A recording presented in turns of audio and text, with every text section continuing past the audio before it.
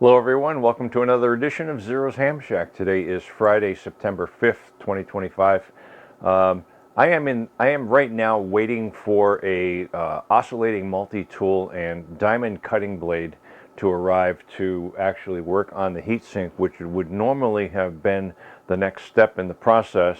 But since that tool has not yet arrived yet, I expect it later this morning or perhaps early this afternoon. I'm just going to jump right into the wiring.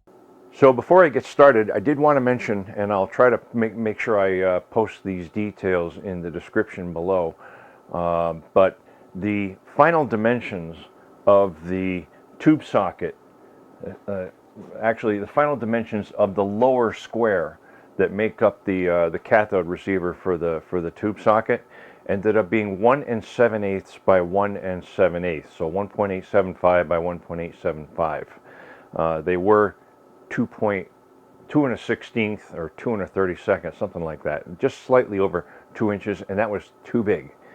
So I did shave off a little bit on each side, and the final dimension was 1.875 square. The spacing of the holes for the standoffs that separate the two sections of the tube socket are 1.5 inches. So centered in that square of 1.875 are the 4 holes that are spaced 1.5 inches apart, and that gives enough separation to the grid finger stock to allow enough clearance there. Also, the hole that I made in the bottom of the chassis, a little bit too big. I made it 1 3/4. Should have been 1 1/2, maybe 1 3/8. Would have been fine, but I did manage to get it aligned such that I could drill all 4 holes through the chassis. But if I were to do this again, which I do not plan on doing, I would make it 1 1/2 inches, or yeah, 1 1/2 inches. So please make note of that. Part of the process of diving into the electrical wiring is going to be to correct some really bad solder joints that I have found in this. For instance, there's a resistor that goes across the keying relay. One side, either it's poorly soldered or he forgot to solder it all together, because I can feel the wire just moving in and out of the terminal lug for the keying relay. So to get to that, I have to remove the back panel. And if I'm going to do that, I may as well remove the heatsink at this time right now, and just get that out of the way and clean it all up. Make sure that yeah, everything's nice and clean. Come on, I know you want it. There we go. Yeah, isn't that pretty? Got to clean all that up and then apply new when I'm all done.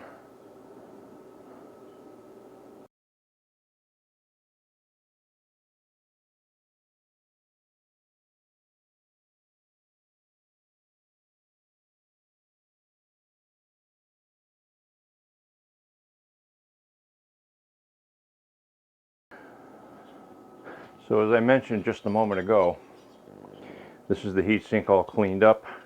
This is the location of the original holes for the clamp that coupled the tube to the heatsink, and I need to shift that up about 3/4 of an inch for the height of the new tube where the clamp will be. And the problem that creates is that I have to machine the heatsink fins to make room for the new holes that I want to drill in it. And right now I am still waiting for the multi-tool to arrive that I ordered from Amazon to make that job much easier, because I just don't feel like spending hours and hours with my Dremel again to try to do that all over again. So I'll set this aside and clean up the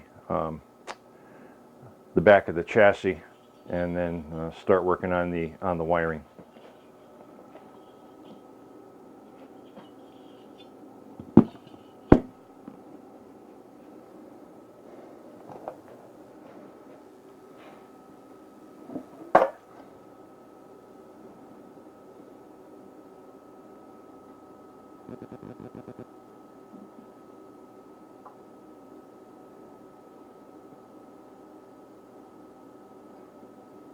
Again, this is mineral spirits that I'm using.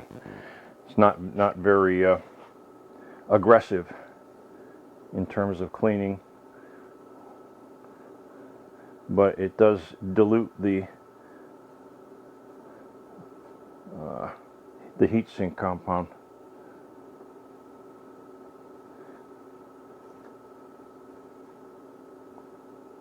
Wipes it up very nicely.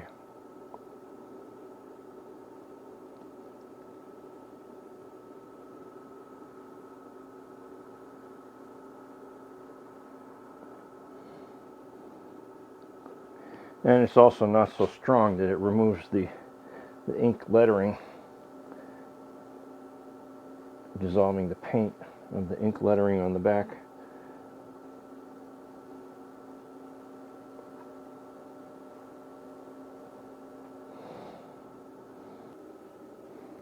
To open this up for the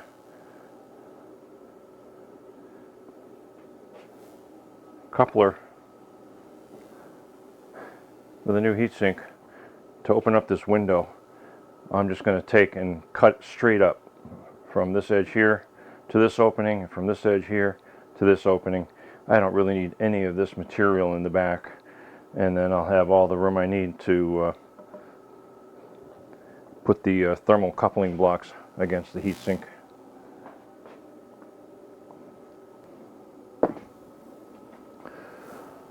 All right, let's look at the carnage and see how bad this really is. Oh, I'm afraid to look. I really am.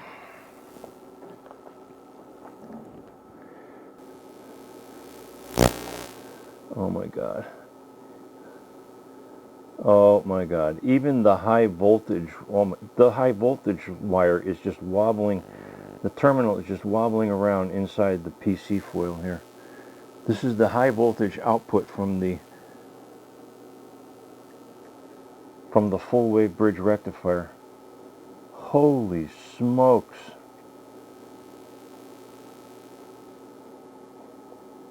That is beyond bad. How did this thing work? Maybe it didn't. Maybe he put it on the shelf and never used it again. Holy smokes. You have got to be kidding me.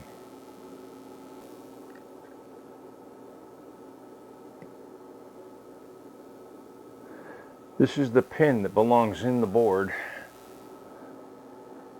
for the high voltage connection. I'm going to scrape it down with a X-Acto knife to make sure that the solder will take to it, because it's been so long that it had a chance to oxidize. The rosin probably won't clean it off. I can't get over this.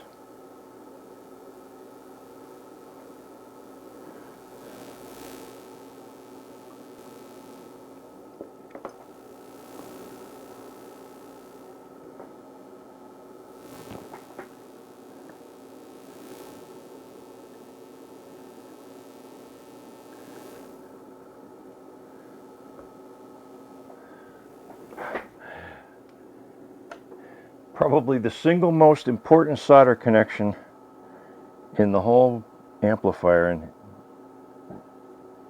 he botched it. Really botched it.